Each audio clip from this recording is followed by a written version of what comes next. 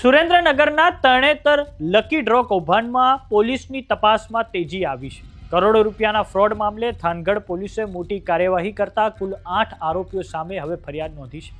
પ્રાથમિક તપાસમાં આ કૌભાંડમાં 3 કરોડ રૂપિયાથી વધુની છેતરપિંડી થયાનો ખુલાસો થયો છે. પોલીસ તપાસ દરમિયાન અશ્વિન લગધીર નામના શખ્સની સંડોવણી સામે આવતા મામલો વધુ ગંભીર બન્યો છે. આ કૌભાંડને લઈને ચોટીલાના નાયબ કલેક્ટર એસટી મકવાણા દ્વારા થોડાક સમય અગાઉ છેતરપિંડી કરી અને ધાર્મિક લાગણી દુભાવનાર આ ઈસમોને તાત્કાલિક ધોરણે ઝડપી પાડવા વોરંટ ઇસ્યુ કરવામાં આવ્યો હતો. નમસ્કાર, જમાવટ સાથે હું શુપાન.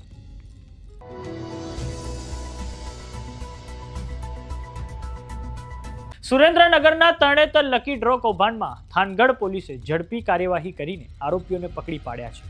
જેમાંથી 6 આરોપીઓને જેલ હવાલે કરવામાં આવ્યા છે, જ્યારે 2 આરોપીઓને વધુ પૂછપરછ માટે પોલીસ કસ્ટડીમાં લેવામાં આવ્યા છે. પોલીસે ધરપકડ કરેલા આરોપીઓમાં રામદાસ મહંત, હીરા ગ્રામભડિયા, લગધીર કારોલિયાનો સમાવેશ થાય છે. આ ઉપરાંત સુરેશ જરવરિયા, મીરા ડાભી, નરસિંહ સોલંકી, રમેશ જેજરિયા અને અશ્વિન કારેલિયાની પણ ધરપકડ કરવામાં આવી છે.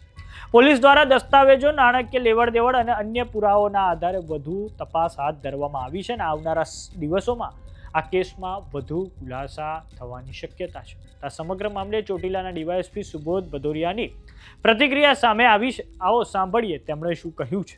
થાનગઢ પોલીસ સ્ટેશન વિસ્તારમાં ગૌશાળાના લાભાર્થીનું નામ આપીને આ ગુનાના આરોપીઓએ લકી ડ્રોનું આયોજનની જાહેરાત કરી ₹500ની ટિકિટ રાખી 3.5 કરોડ રૂપિયા ઉઘરાવીને ડ્રોનું આયોજન નહીં કરી ને છેતરપિંડી કરેલી તે અંગે થાનગઢ પોલીસ સ્ટેશનમાં છેતરપિંડી તેમજ ગેમ્બલિંગ અંગેનો ગુનો દાખલ થયેલ.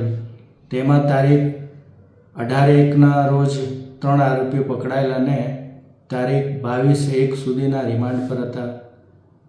તે દરમિયાન તેમાંનો એક આરોપી નામે રામદાસ મહાત્યાગી ગઈકાલે લોકઅપમાંથી પોલીસને જણાવેલ કે ગભરામણ થાય છે, તેથી પોલીસે બહાર કાઢીને પ્રાથમિક સારવારની વ્યવસ્થા કરેલી. ત્યાર પછી આરોપી નજર ચૂકવીને ભાગી ગયેલો, જેને પકડવા માટે પોલીસની અલગ અલગ ટીમો બનાવીને સીસીટીવી ચેક કરવામાં આવેલા તેમજ મોબાઈલ લોકેશન્સ અને હ્યુમન ઇન્ટેલિજન્સ દ્વારા માહિતી મેળવીને થાનગઢ પોલીસ દ્વારા ઝડપી પાડવામાં આવેલ છે અને આગળની તપાસની કાર્યવાહી ચાલુમાં છે. થાનગઢના અમરાપર ગામે કૃષ્ણ ગૌશાળા અને અનુસૂયા મંદિરના લાભ માટે પૈસા એકઠા કરવાનું આયોજન કરવામાં આવ્યું હતું.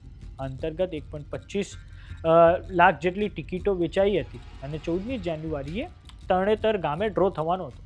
પરંતુ આ ડ્રો ન થતાં આયોજકોની સામે કડક કાર્યવાહી કરવા નાયબ કલેક્ટર એસટી મકવાણા દ્વારા આદેશ આપવામાં આવ્યા હતા.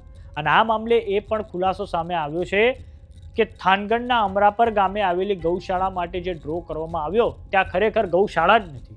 એટલું જ નહીં, આ ડ્રો પંચાયતની મંજૂરી વગર આયોજિત હતો. સમાચારોમાં અત્યારે બસ આટલું. જોતા રહો જમાવટ. જો તમામને યુટ્યુબ પર જોઈ રહ્યા તો સબસ્ક્રાઇબ કરો. જો તમામને ઇન્સ્ટાગ્રામ અને ફેસબુક પર જોઈ રહ્યા તો ફોલો કરો. સાથે જ અમારી વોટ્સએપ ચેનલ આવી ગઈ છે, જોઈન કરવાનું ના ભૂલતા. નમસ્કાર.